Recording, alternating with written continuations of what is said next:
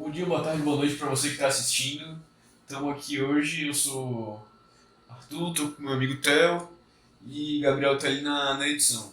Hoje a gente vai entrevistar o professor Samir, de cálculo, para poder a gente saber um pouco mais sobre a disciplina, sobre como que ele vai cobrar, como que vai ser tudo, que dizem que é um medo de certos estudantes. Então, vamos começar. Por favor, professor, se eu poderia só se apresentar, Ok. apresentaçãozinha básica. Bem, olá pessoal, bom dia.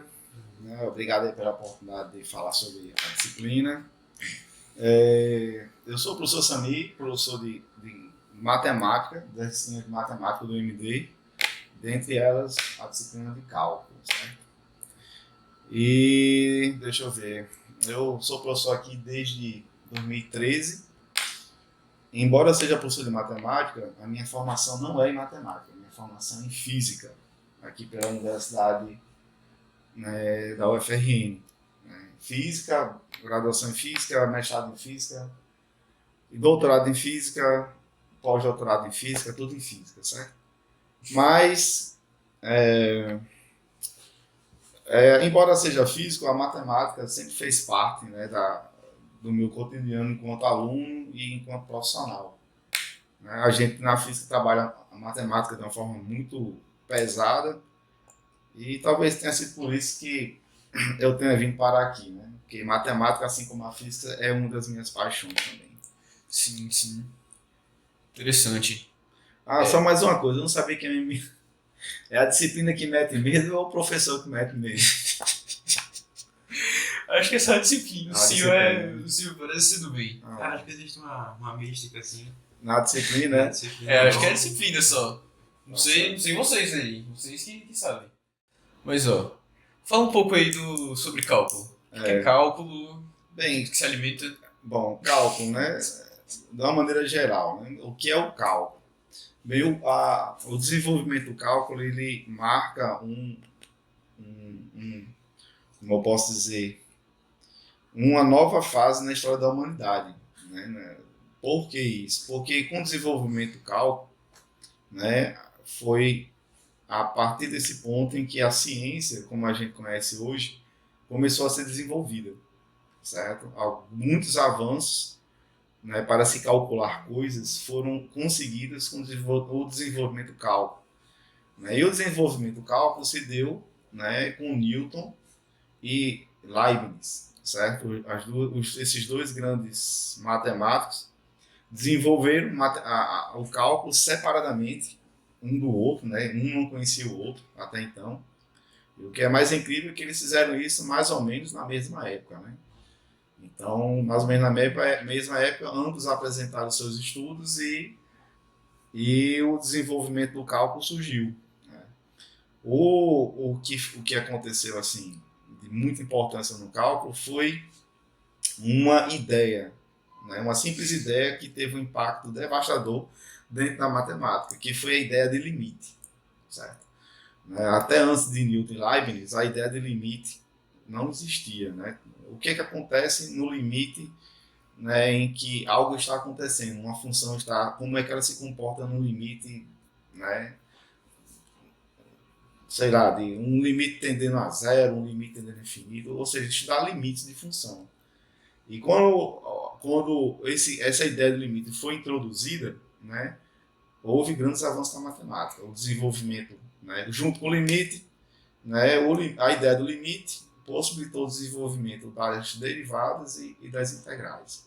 E a partir daí, todo o desenvolvimento da matemática, né, basicamente surgiu aí. Não que a matemática não existisse antes, existia e existia muita matemática antes. Mas a virada de chave, né, foi exatamente com a introdução da ideia do limite. A partir da ideia do limite, né, muitas coisas novas surgiram. Mais ou menos por aí. Com Newton e Leibniz. Como o senhor trabalha essa disciplina em sala?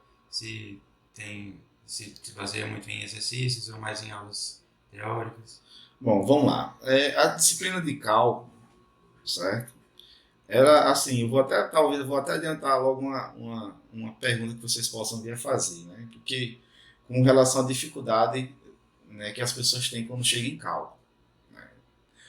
Que dificuldade é essa? Como eu falei agora anteriormente, né, a grande sacada no desenvolvimento do cálculo foi a ideia de limite e sua aplicação no estudo da matemática.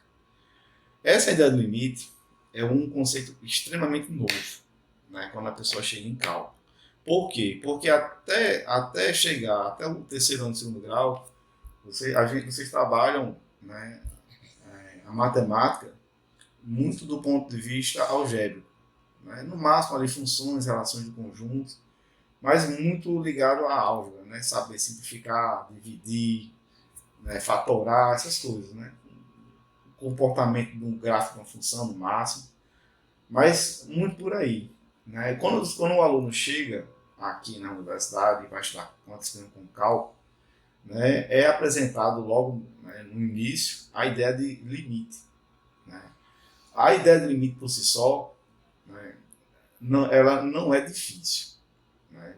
Tanto é que quando eu vou trabalhar a disciplina de cálculo, né, a disciplina é dividida em 3 unidades e a primeira unidade eu sempre trabalho apenas o limite, né, já para facilitar a vida do aluno. Por quê? Porque limite, a ideia é simples. E como eu sei que a disciplina é um pouco pesada quando chega em derivadas, aí o que eu faço? Faço uma prova bem simples, só com limites, que é razoavelmente simples, que todo mundo consegue entender a ideia do limite, né? E então eu faço começo a trabalhar o conteúdo mais profundo, que é cálculo e integrais depois. Mas a ideia do limite, ela é simples, né? A grande dificuldade na aplicação de limite com relação ao aluno não é com a ideia do limite, e sim com um pouco de álgebra, né? Ou seja, coisas que o aluno já deveria chegar aqui sabendo, né?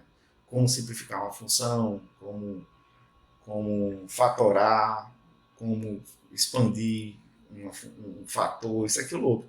Então, o problema, às vezes, dos alunos na matemática aqui, né, no cálculo, se dá com conhecimento prévio. Né, tá? Eu vejo muito aluno tendo dificuldade com o cálculo por causa do conhecimento prévio.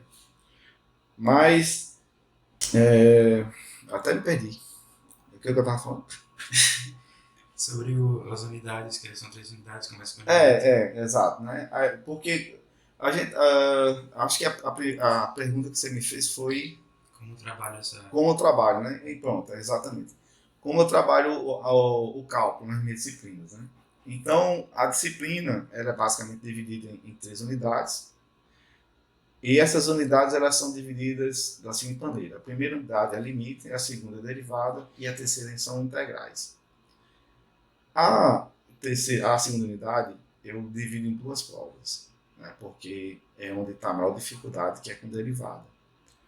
Como eu já me lembrei, né, eu estava falando que quando o aluno chega no cálculo, é apresentado ao aluno um conceito muito novo, né, que é a ideia de limite.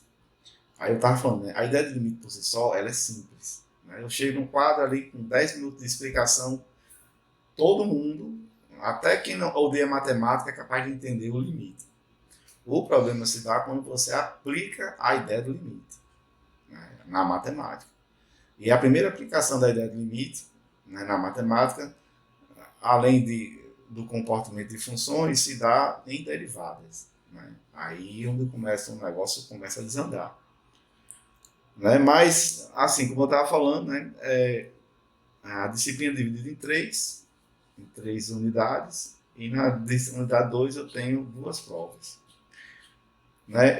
Quando eu comecei a ensinar cálculo, né, eu ensinava cálculo de uma maneira assim padrão, da forma como eu tinha aprendido com os meus professores. Né? Ou seja, eu chegava, apresentava o conteúdo, né, fazia um exemplo ou outro, né, e fazia a prova.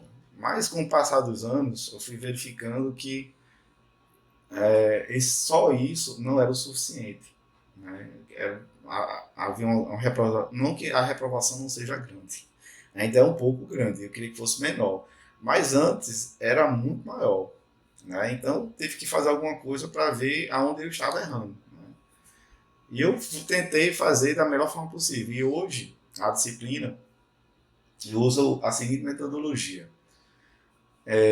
Como eu sei que só o limite é uma coisa relativamente simples de ser assimilada, eu faço uma prova na primeira unidade só com limite. Já para o aluno tentar tirar uma nota boa, um 7, um 8, um 10 eventualmente. E na segunda unidade, divido os limites em duas provas. Uma só a teoria do limite e uma outra parte só com aplicações de limites. Eu faço as duas provas. Né? Assim, não fez com que os alunos tirassem 10, mas pelo menos não estão tirando mais zero, certo? Como era comum. Né? Porque antes eu fazia tudo em uma única prova só e eu percebi que era muito conteúdo para uma única prova. Aí eu fiz em duas, aí melhorou um pouco. E tem as integrais, que é a terceira unidade. Né? Aí, só que com o tempo também, a gente teve recentemente, né, há uns 2, 3 anos atrás ou 4, a gente teve a pandemia, né? E na pandemia a gente, né, foi obrigado a reinventar, né, o ensino, a didática, né? E nessa reinvenção, né, por causa do ensino à distância, a gente passou a usar tecnologias, né? E uma tecnologia que eu achei bastante útil, né, foi a plataforma Multiprovas. Né? Multiprova era realmente muito interessante. E eu agreguei o Multiprova na minha disciplina, né, de cálculo. Né? Além das provas, né, eu também, para manter, porque eu também percebi o seguinte, os alunos costumam estudar na véspera de prova. Isso é uma coisa comum, não é só aqui no IMD que acontece em qualquer outro lugar no mundo. Só que o cálculo, eu percebi que se o aluno deixa para estudar na véspera da prova, pouquíssimas pessoas conseguem ter êxito. Então, com o Multiprova, eu fiz o seguinte, eu passei a colocar atividades no Multiprova toda sexta-feira, né, para fazer com que o aluno, né, se obrigue a fazer, né, uma revisão do que ele viu durante a semana. Obviamente, né, que eu não posso assegurar que todo mundo vai fazer o Multiprova sozinho, né, o que deveria ser feito, né? Mas, pelo menos, é uma possibilidade a mais que o aluno tem para se manter na linha. Esse é o meu objetivo, né? Fazer com que o aluno esteja sempre, né, revendo, né, as coisas, né? Tipo, se obrigar, né? Porque às vezes falta um empurrãozinho para o aluno ser um pouco mais, como eu posso dizer... Responsável? Responsável, mas eu não diria responsável, mas tipo assim, motivado. Porque às vezes é uma questão de prioridade. Tipo, eu tenho isso aqui para fazer, então isso aqui deixa para depois. Se você pega e bota uma atividade Multiprova valendo nota, e todo mundo sabendo que cálculo é uma disciplina que reprova, e você tem uma atividade para ajudar, então, obviamente que todo mundo vai fazer. Ou a maioria das pessoas irão fazer. E dessas, eu acredito que boa parte vão fazer da maneira que é correta, que é individualmente e estudando sozinho, né? Aí, pronto, agregando multiprova na metodologia da disciplina, né, as notas ficaram um pouco melhores, porque os alunos começaram a ver toda semana, no final, na sexta-feira, né, ou seja, no final de semana, ver o que eu dei durante a semana. Então, isso é interessante. Né? Eu percebi que houve uma melhora, certo? Não precisei baixar o nível da prova. Contou do mesmo jeito, só que o pessoal se empenhou mais. Né? E, assim, Multiprova é interessante porque, assim como eu falei, Multiprova vale nota. Mas só que ela não vale o suficiente para fazer com que o aluno vá para a recuperação se acertar tudo. Né? Ele ajuda, mas não torna o aluno uma passagem para reposição, né? Porque às vezes a pessoa tira 0, 0, 0 na prova, mas se tirar 10, 10, 10 no multiprova, a pessoa poderia ir para recuperação, né? Mas hoje em dia não dá mais. Né? Porque acho que a média mínima agora mudou, né? Acho que é 4. Sim, 4. É 4. Não, Foi de 3 para 4. Sim. Foi de 3 para 4, aí pronto. E... Aí pronto. Então, assim, o peso sempre foi 30% multiprova e 70% prova. né?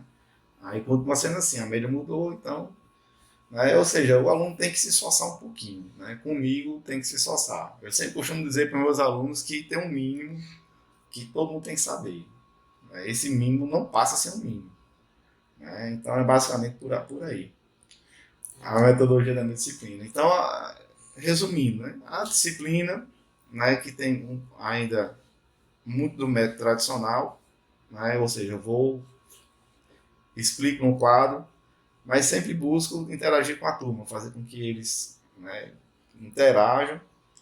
Às vezes faço algum desafio na sala de aula, acho que você já deve ter visto meus desafios, né? Sim, sim. Né? Tipo, se você tem certeza do que está falando, né? Aí se o aluno tiver, eu aposto os pontos, né? Eu aposto um ponto seu, para você ganhar, para você perder meio, aí a galera começa a se tremer nas bases, né? Mas enfim, né? Mas é bom porque torna a aula mais dinâmica, né? Sim, sim. Né?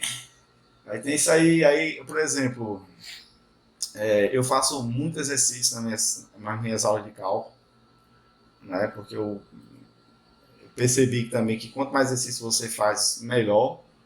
Né? Agora também é uma faca dos gumes, porque embora eu faça muito exercício, eu percebi que todo mundo entende quando eu estou explicando.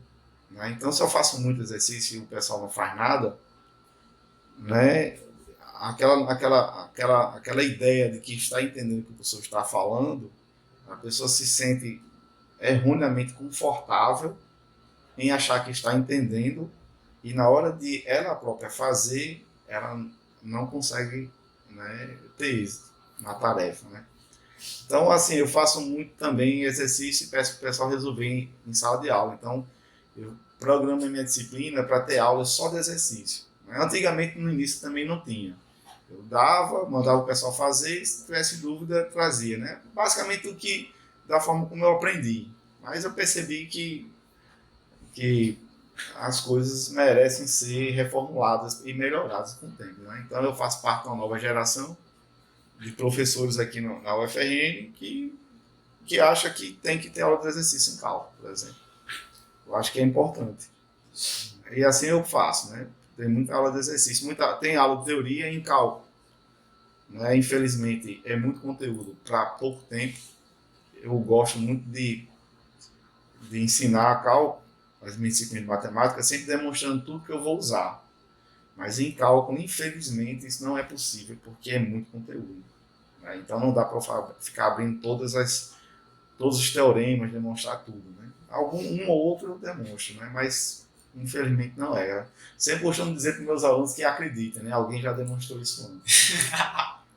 Aí vocês acreditam, porque o teorema, depois que é comprovado, né? Então você pode usar ele à torta direita. Né? Mas sempre eu digo, se alguém tiver curiosidade em ver algum teorema, veja, se tiver dúvida, pode trazer para mim que eu ajudo a resolver o problema. Mas, infelizmente, assim, eu adoro ensinar cálculo e adoro ensinar VGA. A diferença do VGA é porque eu posso demonstrar tudo que eu vou usar. Em cálculo eu não posso. É por isso que eu gosto mais de VGA. Entendi. Professor, assim, você falou agora pra gente que o cálculo ele tem diversas aplicações à física, à astronomia, matemática, mas e pra gente, estudantes de TI? Qual que é a aplicação do cálculo para nossa área? Bom, essa é uma boa pergunta, porque eu sempre agi como professor de cálculo na área de TI. Aliás, professores de matemática de maneira geral, quando não estão ensinando para matemáticos ou para físicos, geralmente se depara para que eu estou. Aliás, eu não estou dizendo matemáticos e físicos, mas engenheiros também, de forma geral. Né? O pessoal sempre pergunta para que eu vou usar esse conteúdo na minha vida ou na minha vida profissional. Né? Isso é uma pergunta muito, muito mais frequente, né, que é feita lá no segundo grau. Né? Para que eu estou estudando isso? Né? Eu me deparo muito com essas perguntas. Né? Então, cálculo, né? Mais precisamente para vocês em TI. Assim, eu ponho o pessoal do TI na mesma categoria das pessoas, de qualquer cidadão, com relação à matemática. Por exemplo, hoje, a sociedade em que a gente vive hoje, né, para a gente... Aliás, deixa eu reformular. Na sociedade que a gente vive hoje, a gente vive numa sociedade que a gente é bombardeado constantemente com informação. Informação, certo?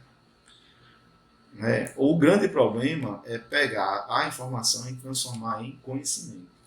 Esse é o grande problema. Porque informação não implica necessariamente em conhecimento.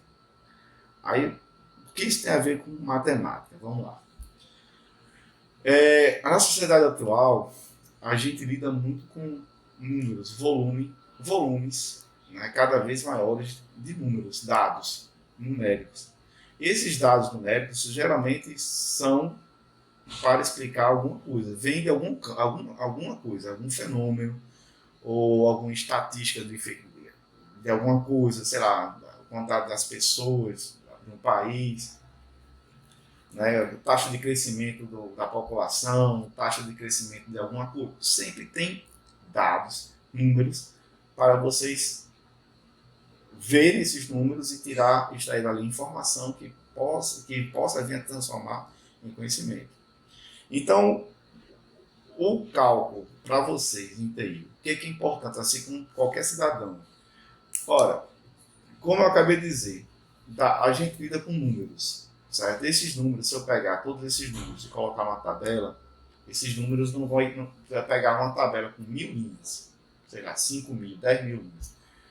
Essas linhas e toda essa tabela não vai dizer nada para vocês. Você voltar olhando números. Né? E a gente não vai ter um grau de abstração suficientemente grande para pegar todos esses números e apenas com a força da mente construir um gráfico que consiga extrair alguma informação. Então consegue fazer isso. Mas a gente tem um computador. E o computador a gente pode pegar uma tabela, sei lá, no Excel e fazer um gráfico. Ver o gráfico é a primeira coisa. Pegar o dado e transformar um gráfico. Beleza. O que é que o gráfico está dizendo? Aí é outra questão. Né? Qual a informação que o gráfico está passando? Um gráfico pode estar passando várias informações. Pode estar dizendo se a população está aumentando, está diminuindo.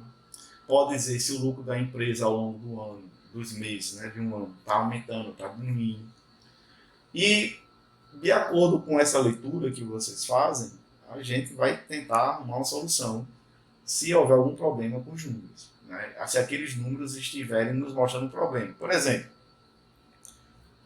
se uma empresa faz um lucro, né, um gráfico mostrando o lucro mensal dos últimos 5 anos, né, e faz um gráfico e mostra que a curva está caindo, né, que o gráfico está caindo, né, você tem que arrumar uma solução para aquilo.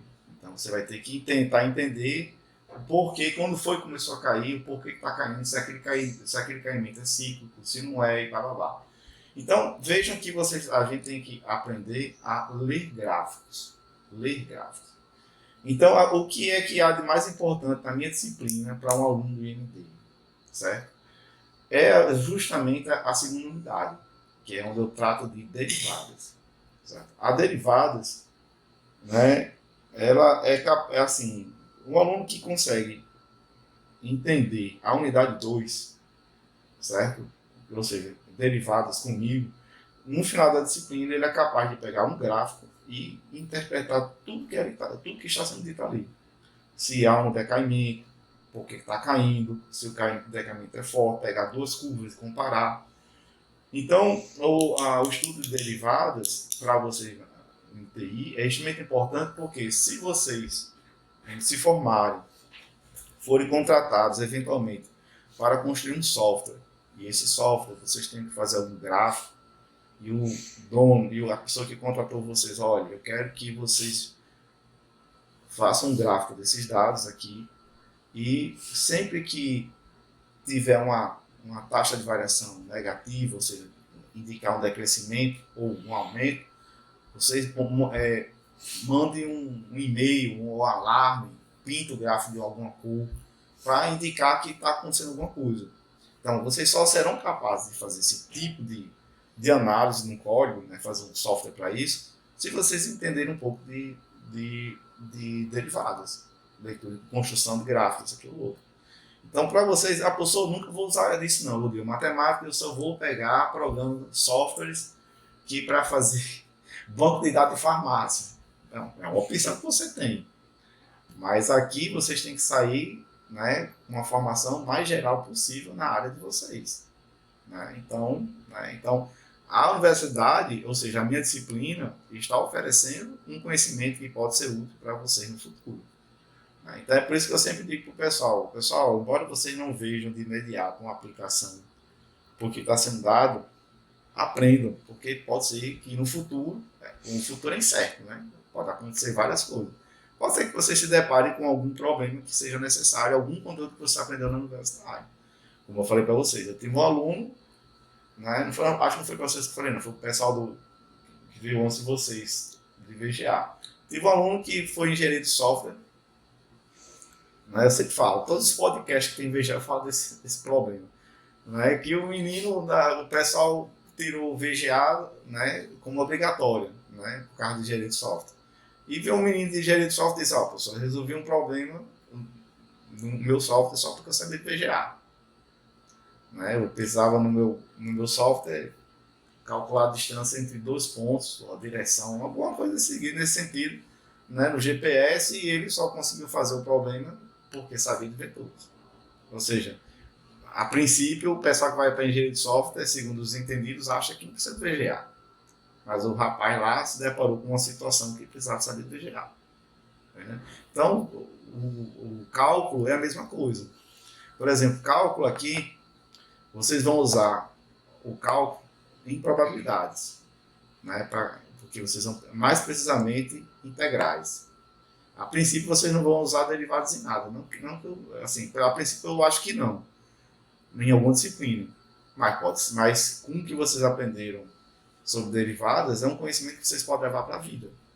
Né? Por exemplo, por que eu digo que todo cidadão deveria saber de derivadas? Porque hoje a gente vive numa sociedade que a gente precisa votar periodicamente. Votar, escolher um grupo político para eleger. E para a gente saber os problemas que a sociedade está passando, a gente precisa pegar os dados, né, que o IBGE solta, que outras instituições soltas, e saber ler esses gráficos para saber se o político está lá falando que vai resolver determinado problema, se o que ele está falando está de acordo com os dados estatísticos que estão sendo sobre a sociedade. Sim. E você só vai saber se aqueles dados estatísticos, quais são os problemas que ele está apresentando para você, se você souber ler gráfico. Se você não souber, você não sabe. Você não sabe nem votar. Você não vai ter nem, né, saber como votar, por exemplo. E o voto é uma coisa extremamente importante. Sem dúvida. Se vocês não me pararem, eu vou ficar falando a manhã toda. Né? Não, tudo bem. Então vamos para a parte legal. Conta um pouco da sua história, professor. A minha história? A minha história. Você veio e como veio parar aqui? Como eu vim parar aqui, né? Pronto, eu vou começar da graduação. Certo? Bem, eu fiz minha graduação em física, né? Como eu falei, primeiramente. Foi a minha, assim, eu sempre quis ser físico, né? Assim, sempre, vou dizer sempre não. Primeiramente eu quis ser jogador de futebol. Só que eu não consegui ser jogador de futebol, né? Então a outra opção que eu tive na vida foi, bom, esse caminho aqui está estatisticamente, como eu posso falar, estatisticamente improvável. Há muita gente para pouco espaço, certo? Estou falando grosseiramente, né? Que eu pensei na época, né? Muita gente disputando pouco espaço, né? Então, eu vou sair dessa incerteza e vou para algo que me dê certeza. E o que era algo que me dava certeza? Era algo que dependesse o máximo possível do meu esforço. E algo que dependia o máximo possível do meu esforço era o estudo. Certo? Não dependia muito das outras pessoas, dependia de mim. O futebol depende de mim, mas depende de vários outros fatores. Né? Então, não vou entrar aqui no negócio do futebol, certo? Mas o fato é que o futebol, para você seguir na carreira, precisa de muito mais coisa do que apenas futebol. E o estudo não. O estudo precisa majoritariamente de você. E foi por isso que eu optei pelo estudo. Né? Então, eu queria ser um jogador de futebol, não consegui. Eu não, vou estudar, né, para ser alguém na vida, né? Para ganhar um Nobel, sabe lá o quê, né? Então, vou estudar para ganhar um Nobel, né? Queria ser o melhor jogador do mundo, não vi que não era possível, né? Então, agora eu vou para ser Nobel, né? Se eu parar no meio do caminho, onde eu parar está bom, né? Essa era mais ou menos a ideia, né? Pronto. Aí eu fui fazer física, sempre gostei de futebol e de física. Na verdade, não necessariamente de física, eu gostava de filosofia, né? Mas aí, entre filosofia e física, eu acabei ficando com a física. Aí vim para cá, estudei, assim como vocês, né? É muita coisa para fazer, né? Todo mundo fala, professor, tem muita prova, não sei o que lá. A noite foi feita para ficar acordada também, às vezes, né? Então, mais ou menos por aí. Então, a gente, esse processo, né, que todo mundo passa aqui na graduação, mas o fato é o seguinte, não, então, a gente tem que ter um objetivo de vida. O que é que você quer ser? Né? Eu quero ser cientista. Né? Então, vamos lá. Então, o que é necessário? Então, aquele negócio, você tem que saber os seus limites. Eu falei para vocês, né? Cada um tem que saber o seu limite para poder corrigir. Então, eu fiz essa análise. O que é que eu sou bom e o que é que eu sou ruim? Bom, o que eu sou bom, beleza. É apenas melhorar. E o que eu sou ruim, eu tenho que resolver o problema. Tinha muitas deficiências, assim como muitos de vocês têm quando chegam na universidade. Embora eu seja professor de matemática, né, assim, quando eu entrei aqui, eu não era todas essas coisas de matemática. Não era todas essas coisas, não era porque eu não gostava de matemática, era porque eu tive um ensino deficiente em matemática. Sim. Né? Mas quando a gente chega aqui, a gente, você tem que saber dessas coisas aqui para poder progredir. Então, o que é que a gente faz? Resolve o problema, né? É o que eu sempre digo para minha menina tem 7 anos, ela chega chorando, não chora não, traz a solução. Depois que você fica com a solução, você chora depois, se quiser, né? Mas traz a solução primeiro. Né? Então, é mais ou menos isso, tem problema, então tem que solucionar, como eu falei para vocês, cada um é responsável por si só. Né? Então, não adianta ficar, não, é porque eu tive problema, beleza, você teve, está explicado por que você está onde está. Mas agora o próximo passo tem que ser dado, que é resolver esse problema para poder superar um limite qualquer. E assim como vocês tiveram, eu também tive muitos problemas com cálculo no início também. Né? Mas aí a gente vai estudando e martelando e vindo, vai. E vai indo, né? Então, consegui me formar, entrei no mestrado, no doutorado. E foi mais ou menos essa trajetória. Mas assim, o conselho, assim, quando todo mundo pergunta, professor, qual conselho? Né? Todo mundo gosta de dar conselho, né? Pitacar, né? Eu não gosto muito de pitacar, não. Mas quando é para pitacar algo que eu já fiz, aí eu me sinto à vontade para falar. Né? Quando alguém, pessoal, o que é que eu devo fazer? O primeiro problema é ter que estudar. Eu tô falando que tem que estudar, não é porque eu observei que outras pessoas estudaram, não. Estou falando que para você fazer isso aqui, tem que estudar, porque eu quando estava desse mesmo jeito, eu tive que estudar também. Tá? Eu fico mais à vontade para pitacar quando é uma situação em que eu já passei.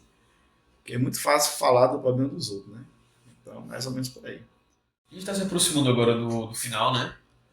E antes de terminar, só queria perguntar uma outra coisa para o senhor. O que o senhor tem a dizer para esse final? Para quem está assistindo agora, algum recado, alguma coisa? Paz, essa disciplina é dos primeiro semestre, né? Já falou tanto disso. Né? Então, o conselho que eu vou dar para vocês é que estudem para chegar em cálculo integral, né? Se for comigo, né? Acho que com os outros professores também, deve ser a mesma coisa. Né? Tudo bem. Então, show. Obrigado, professor. Valeu, cara. Uma honra. Valeu. Espero você no próximo semestre. Viu?